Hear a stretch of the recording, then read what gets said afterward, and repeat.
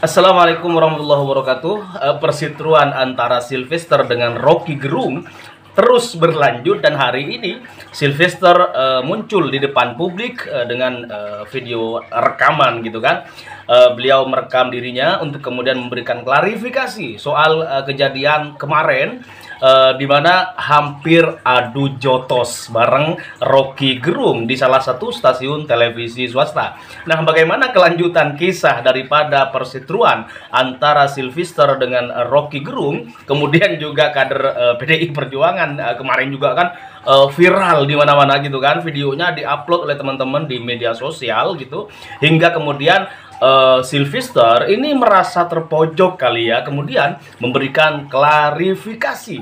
Nah, biar nggak kemana-mana pikiran kita, biar fokus apa sih sebenarnya bentuk klarifikasi yang dilakukan oleh Sylvester terhadap siteru antara dirinya bersama Rocky Gerung di salah satu stasiun televisi swasta, hingga viral, melebihi viralnya kedatangan Paus Fransiskus ya ke Indonesia ini gitu kan, yang kemudian juga hari ini kedatangan Paus ini udah agak berbeda dari kedatangan dua kali sebelumnya gitu kan, karena dua kali ke Indonesia belum pernah ada larangan untuk mengumandangkan azan di stasiun-stasiun televisi. Kemudian kedatangan yang hari ini baru kali ini juga gitu kan, ini juga ramai diperbincangkan, kedatangan Paus Fransiskus ya dari Vatikan gitu. Ini kemudian membuat pemerintah kemudian juga didukung oleh PBNU, kemarin informasinya kemudian MUI juga gitu kan, ikut menguatkan larangan terhadap adzan, suara adzan di stasiun televisi swasta hanya boleh menyertakan teks ya, running teks di layar kaca Anda. Nah, bagaimana sih sebenarnya, kembali lagi ke Sylvester versus Rocky Gerung gitu kan, ini dia buat teman-teman semuanya. Mengenai dinamika yang terjadi tadi malam Selasa 3 September 2024 di acara Rakyat Bersuaranya Bang Aiman di iNews TV antara saya, Sylvester Matutina, dan saudara Rocky Gerung, itu adalah bentuk shock terapi saya kepada saudara Rocky Gerung yang selama ini selalu memfitnah, merendahkan, dan memaki semua orang di Republik ini, termasuk para senior, para akademisi, para pakar, dan juga kepada Presiden Jokowi yang dikatakan tolol dan bangsat. Selama ini orang-orang tidak pernah membalas, hanya mendiamkan saja. Tapi coba kita bayangkan bagaimana kalau saudara kita dan orang tua kita dihina segitu rendahnya oleh saudara Rocky Gerung. Apakah kita bisa terima? Kalau saya sebagai orang Indonesia Timur, lebih baik saya mati daripada dihina, direndahkan seperti itu. Saya berjanji, saya akan mengejar orang itu sampai ke lubang tikus. Itu mulutnya si Rocky Gerung itu kenapa orang-orang nggak berani bungkam tuh? Itu manusia sampah gitu. Rocky Gerung, kalau orang-orang nggak berani menyelesaikan kamu, aku yang akan menyelesaikan kamu. Kamu itu manusia bangsat, kamu itu. Menghina kepala negara dengan bacotmu yang nggak bermutu itu. Aku seorang akademis, tapi otaknya otak kotor kamu itu. Sampah. Ini orang ini harus dibunuh ini. Kalau nggak ada yang menyelesaikan, saya yang akan bunuh kamu. Paham? Bung Rocky ini mengkritik sekeras apapun, tapi kok bisa lolos terus? Jangan-jangan ada backing gitu. Dan tidak mungkin saya dipidana kalau saya caci maki Jokowi atau saya muji Jokowi. Pasal itu nggak ada lagi. Tidak ada pasal penghinaan presiden. Udah hilang. Siapa yang hilangin? Saya berjuang dari zaman 98 di LBH untuk hilangkan pasal itu.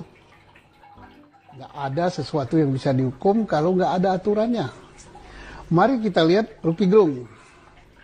Dia menghina pribadi atau menghina jabatan presiden. Nah, jelas dia katakan, saya tidak menghina pribadi Jokowi. Saya tidak protes Jokowi. Saya tidak segala macam lah kepada Jokowi pribadi. Yang dia lakukan adalah terhadap Jokowi selaku presiden. Nah, jelas jabatan. Reaksi masyarakat luar biasa. Bahwa Rocky Gerung telah merendahkan simbol negara, lambang negara, sehingga harus ditangkap, harus dihukum. Nah, begitu ceritanya. Bahkan tidak kurang dari istana gitu ya, petinggi istana, kepala staf kepresidenan Pak Muldoko sampai mengadakan keterangan pers. Sampai mengatakan bahwa itu penghinaan luar biasa dan sudah tugas daripada kepala staf kepresidenan. Dan minta aparat supaya memprosesnya. Pertanyaannya, bisa nggak diproses? Mari kita lihat, akan diproses dengan apa?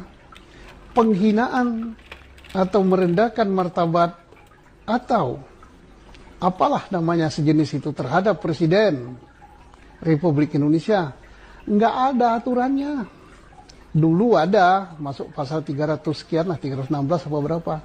Sekarang nggak ada. Pasal itu udah dicabut oleh MK. Terus mau dihukum pakai apa kalau nggak ada undang-undangnya? Jadi jelas tidak bisa ya. Sudah gugur itu. Oke, ditarik. Wah, itu pribadi, menghina pribadi presiden. Nah, ada dua pertanyaan. Rocky Gerung mengatakan saya tidak menghina Pak Jokowi selaku pribadi. Saya menghina presiden, bukan menghina, tapi saya protes. Saya koreksi terhadap presiden. Oke lah, itu alasan Rocky Gerung. Tetapi bagaimanapun juga pribadi Jokowi. Tapi sudah gugur. Kenapa? Delik itu adalah delik aduan. Harus Pak Jokowi sendiri yang ngadu. Bukan delik laporan, dia ngadu. Nggak boleh orang lain. Dan Jokowi udah jelas mengatakan, itu masalah kecil lah. Nggak saya urusi, yang penting saya kerja. Berarti udah selesai. Nah, timbullah banyak yang kepanasan. Entah kepanasan panas benar, entah kepanasan ingin cari apalah kepada presiden gitu kan. Tapi jelas tidak bisa dihukum lah gitu kan. Tapi ada juga yang, bisa itu dihukum, itu sudah meresahkan, sudah begini. Itu kan tafsir. Hukum itu nggak bisa main tafsir gitu. Nanti dikira kriminalisasi. Tapi ada juga yang nggak puas. Kan bisa dijerat dengan undang-undang ITE. Itu kan undang-undang keranjang sampah. Nanti pasti reaksi orang kalau dipakai undang-undang itu adalah mencari-cari dan kriminalisasi. Ya malulah negara gitu. Dan dengan kejadian ini siapa sih yang makin terangkat namanya? Ya jelas Pak Jokowi, pamor Pak Jokowi semakin naik, namanya semakin baik sebagai negarawan dan sebagai presiden yang tidak tebal telinga akan kritik, tidak tipis telinga akan kritik.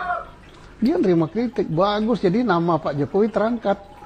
Yang kedua yang dapat panggung siapa? Ya Rocky Gerung. Rocky Gerung dapat panggung karena berbagai pihak menanggapi, media menanggapi, pakar-pakar hukum menanggapi, terus politisi menanggapi, tim sukses menanggapi. Jadi yang menang Rocky Gerung gitu kan, nomor 2 pemenangnya. Nomor 3 yang kehilangan pamornya ya orang-orang yang merasa kepanasan, dianggap tidak ngerti hukum, dianggap tidak belajar hukum dan sebagainya. Nah inilah, jadi kita harus hati-hati. Hal ini ya nggak bisa dihukum lah. Terus undang-undang ITE yang akan diajukan, mohon agar penyidik ya polisi lebih berhati-hati. Ya, sampai nanti dikira polisi diperalat untuk hal-hal mempolitisasi hukum dan dianggap kriminalisasi. Nggak bagus lah, ini negara demokrasi, kita bebas berpendapat dan segala sesuatu diatur oleh hukum. Jadi kesimpulannya nggak bisa. Saya merenung-renung dari awal. Pertama misalnya saya bertemu dengan Rocky Gerung, ya. Setelah saya bolak-balik berkelahi sama dia di TV maupun di media, saya tanya kenapa yang bikin gue benci sama Jokowi. Oh itu manusia fake. Semua yang dilakukan adalah pencitraan. Ya, tiap hari ada, panjang lah ceritanya. Nanti jadi kira saya udah bersekongkol sama Rocky Gerung. Tapi kemudian saya menemukan banyak pembenaran dari pandangan dia. Yes, Jokowi is totally fake, totally fake. Jadi pertama ketika dia memilih naik kereta kencana setelah pelantikan di DPR, kita menganggap itu dengan penuh rasa haru dia mau berbaur sama rakyat. Ternyata dari awal otaknya sudah feodal. Bagaimana dong? Iya benar. Kita begitu terharu, ribuan orang kita menyambut dia sepanjang Jalan Sudirman Tamrin hingga istana. Dengan satu bayangan betapa merakyatnya, dia tidak naik mobil tahan peluru, dia naik andong. Ternyata itu kereta kencana dalam benaknya. Ya toh? Maka kalau kemudian di media sosial kemarin-kemarin banyak muncul meme, kenapa ya dulu nggak kita tutup gorong-gorong itu? Dulu saya marah, sekarang saya ikutan. Bener ya, kenapa nggak kita ikut nutup gorong-gorong itu kemarin? Sehingga kita tidak mengalami yang kita alami hari ini, setback luar biasa. Iya kan? Ya, karena kemudian itu berhasil kita membangun bahwa Jokowi adalah kita. Jokowi adalah rakyat yang lahir dari pinggir sungai, yang katanya sering terjun ke sungai, ternyata sungainya itu nggak ada, kering kan? Nah, itu kita merasa melihat demokrasi, reformasi kita sudah dijalani benar, karena rakyat kecil bisa jadi presiden. Itulah yang kita pahami. Dan ternyata hari ini itu dibuktikan semua itu fake dan kita semua salah.